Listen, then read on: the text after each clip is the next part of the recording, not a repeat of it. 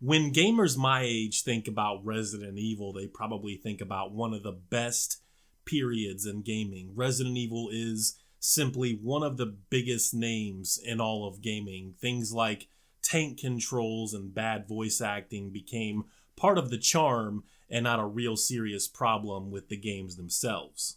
Resident Evil 2 still remains my personal favorite from the series. Some people may say the remake of the first game is the best one, but I think it's a very close second. Maybe if we could do like a 1A and 1B, I'd have 2 at 1A and the remake at 1B. Others may say that Resident Evil 4 is easily the best and the peak of the series. I'm convinced for those people, Resident Evil 4 was probably their first Resident Evil game, or even so-called survival horror game, and they're probably just ashamed to admit it in fear of losing some type of fake gamer cred. Not to say that 4 isn't great. Resident Evil 4 is one of the greatest games of all time. Unfortunately, at least for me, it's just behind Resident Evil 2 and the remake. The original Resident Evil became an instant survival horror classic, and you could argue Shinji Mikami gave birth to what we now refer to as modern survival horror games. Fast forward some years later, and we end up with a few spin-off games, the awesome co-op of Resident Evil 5, and the disaster that is Resident Evil 6. Resident Evil 7 had to be that game that allowed Capcom to change everything.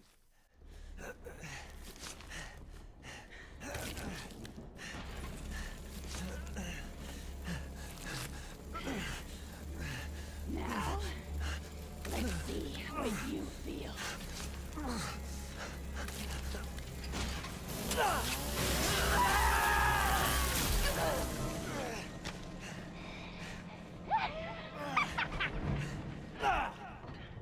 Visually, from a graphics standpoint, Resident Evil 7 is a pretty fantastic achievement. It's just pretty in general, and as with most of my reviews, I am, of course, playing the PC version of the game. I don't think there was one time where I dropped below 110 frames a second. I mean, it's just incredible how well this game runs, and Capcom has always been one of the better third parties when it comes to PC ports. As far as I'm concerned, in my experience, that's just the truth. There is pretty good selection of options to tweak. It's far from the best I've seen, but Capcom does not disappoint with the PC release of this game. Everything in the game looks great, but if I had to pick the greatest achievements that Resident Evil 7 does accomplish, it would be the character models, for one, are some of the best in video games, and the fact that this game runs at 60 frames a second across all of the platforms, Xbox One, PlayStation 4, and PC obviously can go beyond that. It's a very linear survival horror game, so yeah, maybe it's not as impressive as something like, I always refer to these games, The Witcher, GTA, Metal Gear Solid, The Division, games like that, but the leap between, say, this and Resident Evil 4, 5, and 6 is obviously, well, very obvious. I'm an old man, son. You can't take on an old man? Ah!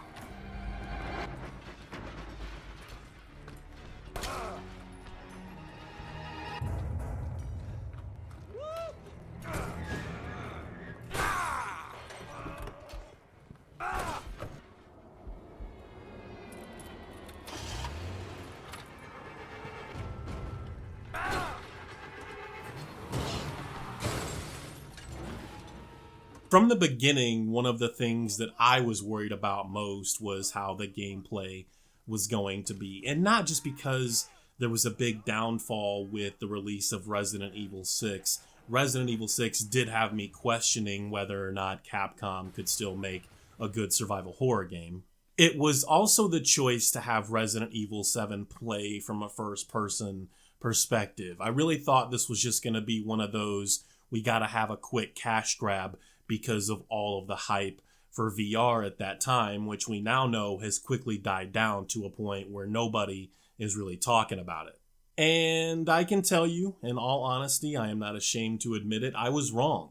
This is a true survival horror game from beginning to end, as far as I'm concerned. Everything that you would want to be there in a good Resident Evil game is there, except for maybe Claire, Leon, and Jill. Sorry, that's just the way it is. Item management, carefully placed shots, not handing ammo out like it's candy, and while not difficult in any sort of real way, the puzzles. Sticking with the puzzles for just a moment, it was one of the weaker points of the game for me. It doesn't really take long to figure these things out, and I'm not even sure that most of them really deserve to be called puzzles, except for one of the more elaborate, cool ones toward the end of the game.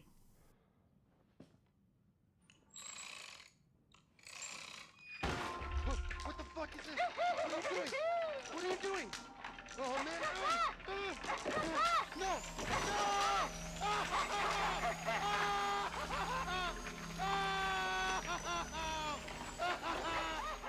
After playing the demo, I was a little concerned that some of the enemy types would not be satisfying enough for me to kill. The boss fights are somewhat fun and interesting, but more often than not, I found myself running from the more basic molded enemy types. They're actually really satisfying to kill, but when possible, I would recommend to newcomers running around these slow and stupid creatures. It will save you time, ammo, and keep you from putting yourself at risk of losing precious health. There are different molded types. You have the standard molded types that you begin killing early on in the main house. Late game, you have a faster type that crawl around on the ground or the walls. I would say think Lickers from other Resident Evil games. There is also a huge slob enemy type of the molded. Think Boomers from Left 4 Dead or Bloats from Killing Floor. Like the basic molded enemy type, I would say they're a little bit slower, but also a little more difficult to take down. So weapons in the game are about what you'd expect from any good Resident Evil game. Shotguns, a few standard but very effective when used correctly pistols, grenade launchers, and a couple of surprises that I won't spoil in this review. But is this game scary? Is it scary? Well, that's a good question. I think the game is very interesting early on, and it does build a good amount of tension throughout the experience, but some of the jump scares and other try-hard moments, at least for me, fell off about halfway through the game. I guess if there was one minor complaint I had with the gameplay is that I was looking for a little more resistance when running around outside, whether you're walking from the old house back to the main house or the trailer. There just isn't a lot happening out there that would keep you from getting to the next area. Other than that one minor complaint, I'd say overall, the gameplay in Resident Evil 7 is very satisfying and even left me a bit surprised based on how I felt about the first-person perspective, and is this just a cash grab because there's tons of hype with VR right now, and, you know, feelings on Resident Evil 6. Stay the fuck out!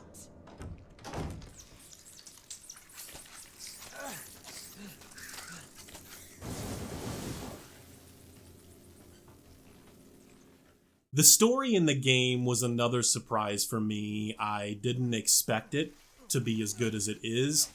Is this the best writing in all of video games? Probably not, but definitely one of the better written survival horror games. I was beginning to wonder how well, if at all, the Baker story would tie into the existing Resident Evil universe, and it does it very well. Like other great Resident Evil games, a lot of what is told is done through finding newspapers or files, through exploring and doing your best to cover every inch of an area before you leave it. I'd say the story is somewhat easy to understand. You get a pretty good sense of what and why all of this is happening about 3/4 of the way through the game. All of the questions don't get answered, so don't go in expecting that, but I'm sure Capcom will handle that in the inevitable sequel. The conclusion to Resident Evil 7 is worthwhile enough, but I felt it played out more like a quick time event than something I had complete control over. Try and get away from my baby, you cocksucker!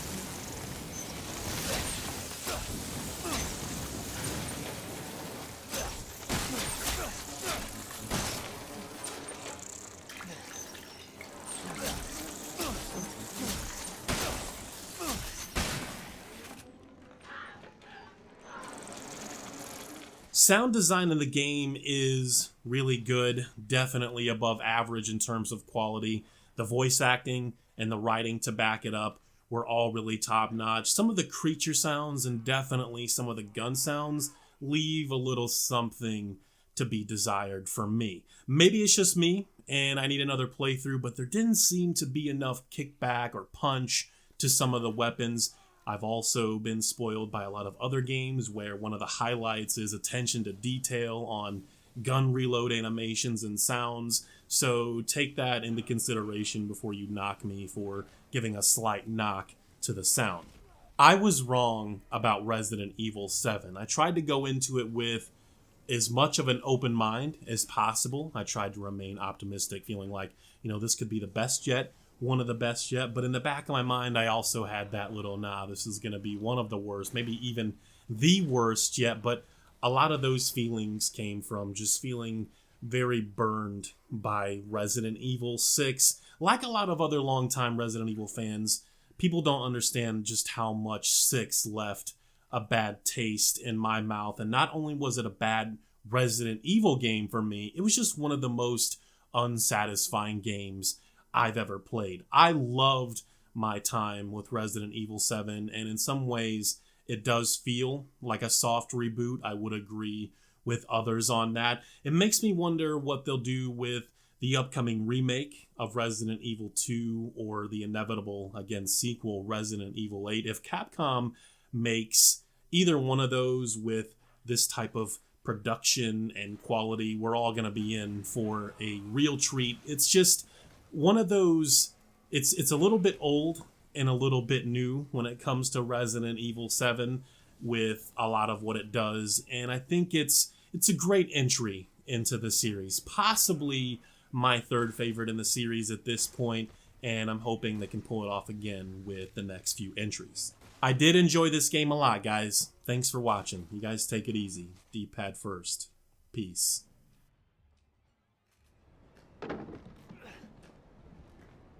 Welcome to the family, Cook.